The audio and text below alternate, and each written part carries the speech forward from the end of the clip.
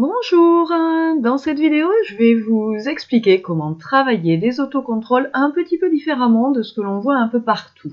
Et surtout, on va voir comment travailler ces fameux autocontrôles sans générer de frustration chez son chien. Parce que c'est pas en créant de la frustration que je travaille la frustration. De la même manière que c'est pas en mettant et en laissant mon chien tout seul pendant des heures que je travaille la solitude. C'est pas en mettant mon chien s'il est réactif sur ses congénères, c'est pas parce que je vais le mettre en présence de congénères que je vais travailler sa réactivité. Il va falloir travailler en amont, en tout cas moi c'est ce que je vous conseille, c'est ce que je vous recommande. Je m'appelle Frédéric, je suis éducateur canin et comportementaliste et j'aide les propriétaires à vivre en harmonie avec leur chien, à avoir un chien facile à vivre au quotidien. Avant de débuter, je voudrais déjà qu'on voit un petit peu de quoi on parle, parce que très certainement vous en avez déjà entendu parler de cette notion d'autocontrôle, peut-être qu'on vous a dit tu devrais travailler les autocontrôles avec ton chien, mais déjà, qu'est-ce que c'est? L'autocontrôle, c'est la capacité du chien à se contrôler lui-même, à se maîtriser, sans que j'ai besoin, moi, d'intervenir et de lui dire ce qu'il doit faire. Par exemple, si j'ouvre la porte, le chien ne doit pas se précipiter, il a appris à ne pas se précipiter, je suis pas obligée de lui dire de s'asseoir, je suis pas obligée de lui dire non, je suis pas obligée de le contenir. C'est juste, voilà, je lui ai appris que quand on ouvrait la porte, il allait pouvoir sortir, mais tranquillement. C'est la même chose sur la gamelle aussi, c'est un exercice classique d'autocontrôle. On prend la gamelle, on doit pouvoir la poser sans que le chien vous fonce dessus ou vous bouscule. Donc c'est ça l'autocontrôle. Souvent, pour travailler les autocontrôles, on utilise ce qu'on appelle la punition négative. La punition négative, c'est le retrait de ce que veut le chien. Et alors là, c'est un petit peu théorique, du coup on va prendre des exemples, ça sera plus clair. Par exemple, si mon chien veut absolument sa gamelle, il est possible qu'il me saute dessus pour l'obtenir. Et ce qu'on vous recommande très souvent dans cet exercice-là, c'est si le chien te saute dessus ou s'excite, tu relèves la gamelle. Et puis tu la redescends doucement, et dès qu'il s'excite ou qu'il essaye de s'engouffrer pour la manger, tu la relèves. Et petit à petit, parce que c'est une punition, le chien va comprendre qu'il ne doit pas se précipiter. Même chose pour la porte. Si mon chien a tendance à se précipiter, à me bousculer au passage de la porte, je vais faire mine d'ouvrir la porte, et quand le chien va vouloir s'engouffrer, je vais refermer la porte. Et le chien va pas... Évidemment, on ne veut pas que le chien se coince les pattes, mais juste, boum, je te punis, je t'empêche de sortir. Le but, quand on travaille de cette manière-là, c'est vraiment de punir le mauvais comportement, se précipiter sur quelque chose, que ce soit la sortie, que ce soit la gamelle. Le problème, c'est que quand on le travaille comme ça, on veut punir. Et punir, ça a toujours des effets négatifs, néfastes, pour notre relation, mais aussi pour la façon dont le chien va apprendre, qui risque de créer de la démotivation. Parce que le chien, quand il est puni plusieurs fois, en fait, c'est pas très fun, quoi. Apprendre avec moi, qui suis un professeur, du coup, punissant, c'est pas agréable. Personne n'aime être puni, pas même les chiens. Et puis, il y a aussi la notion que si vous punissez beaucoup votre chien, et si vous le mettez comme ça dans cette situation où il est frustré, parce que lui, il veut sa gamelle, il veut sortir, il a très envie de quelque chose, vous le mettez en frustration. Et quand on apprend quelque chose sous le coup d'une émotion négative, la frustration, c'est pas une émotion positive, je pense qu'on a tous déjà ressenti cette émotion, on sait très bien que c'est pas agréable. Mais quand vous apprenez quelque chose sous le coup d'une émotion négative, à chaque fois que vous allez être replacé dans cette situation, dans ce contexte-là, l'émotion va remonter. Ce qui peut se passer aussi quand on travaille comme ça, les autocontrôles en punissant le chien, c'est que le chien peut être perdu, et il m'est arrivé en rendez-vous de voir des chiens qui refusent les friandises parce que la friandise c'est quelque chose d'hyper dur à obtenir, c'est quelque chose qui est associé à une émotion négative et du coup le chien n'en veut même pas. Ça peut favoriser cet exercice de la gamelle que je décrivais tout à l'heure, où on relève la gamelle, on la redescend, une fois qu'on l'a posée, le chien a dû faire tellement d'efforts, tellement prendre sur lui pour l'obtenir, qu'on risque de favoriser ce qu'on appelle la garde de ressources, c'est-à-dire que le chien, une fois qu'il est dans sa gamelle, plus personne ne va pouvoir s'approcher. Donc c'est pas des comportements qu'on a envie de voir apparaître, qu'on a envie de développer généralement chez son chien. Et puis le dernier point, c'est que la punition n'apprend pas au chien. Ce que je veux finalement, La punition, c'est juste, ok, là je fais faux, c'est pas bien, je suis puni quand je fais ça, mais qu'est-ce que je dois faire à la place? Le chien n'en sait rien. Et dans certains cas, le chien vous sautez dessus parce qu'il voulait sa gamelle, maintenant il va vous choper les pieds, les mollets, les bas de pantalon, peu importe, mais il va peut-être se mettre à mordre quelque chose parce qu'il sait pas quoi faire et que vous n'avez pas pris la peine finalement de lui enseigner. Et ça, c'est un gros problème parce que punir un individu à qui je n'ai même pas appris ce qu'il devait faire, pour moi, ça n'est plus de l'éducation positive. C'est plus de l'éducation bienveillante. Donc, je préfère travailler autrement cette notion d'autocontrôle et la capacité du chien à se contrôler. Ma façon de travailler est la suivante.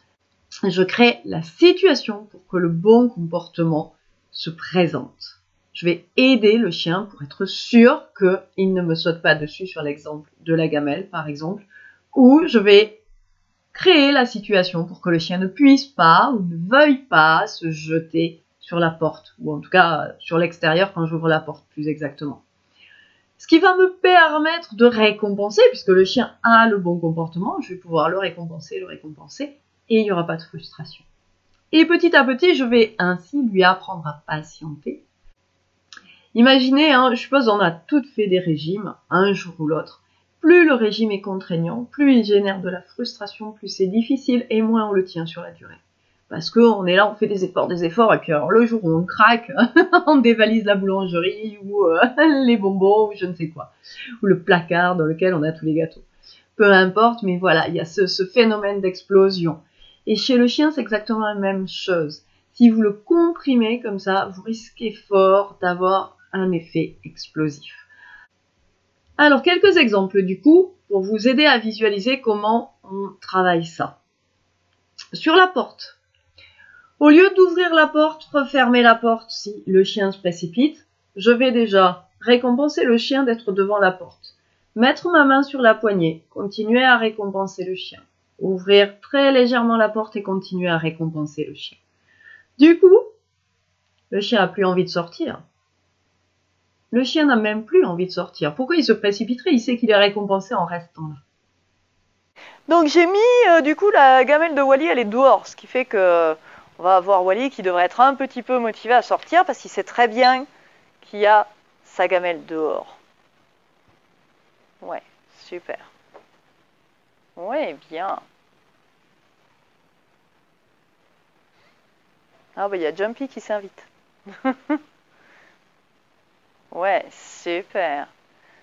Même chose sur la gamelle. Au lieu de descendre la gamelle, la relever, descendre la gamelle et la relever, ce que je vais faire, c'est vraiment, je la descends et en même temps, je récompense mon chien.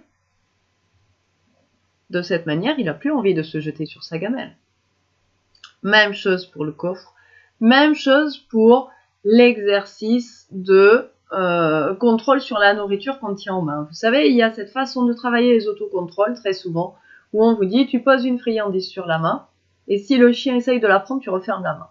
Les résultats, ça crée énormément de perplexité, cet exercice-là, chez beaucoup de chiens qui se disent d'habitude, tu me donnes à bouffer, normal quoi, hein, quand tu me donnes une récompense, et puis là, elle est dans la main et boum, tu refermes. Et le chien, il est là, il recule, il comprend pas du tout ce qui se passe.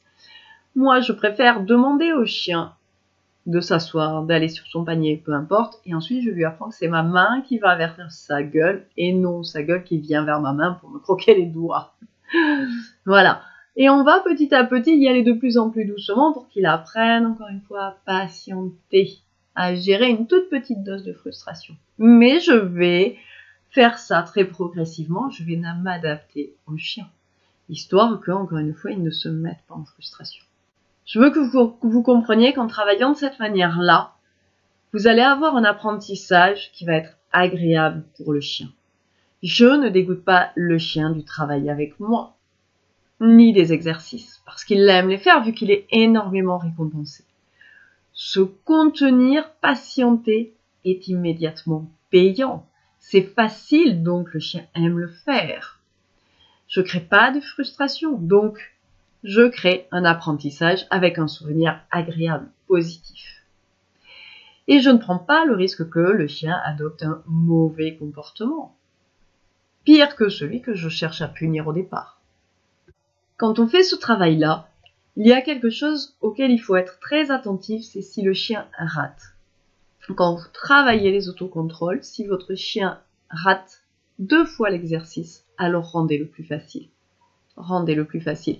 Si à un moment donné, quand vous descendez votre gamelle et que vous récompensez le chien quand même est tenté parce que la gamelle a de la valeur, parce que la gamelle, il y a une grosse quantité de nourriture d'habitude dedans, etc. Il peut y avoir plein de raisons qui vont faire que le chien va malgré tout se précipiter, même quand je le travaille, en récompensant le fait de juste pouvoir descendre ma gamelle.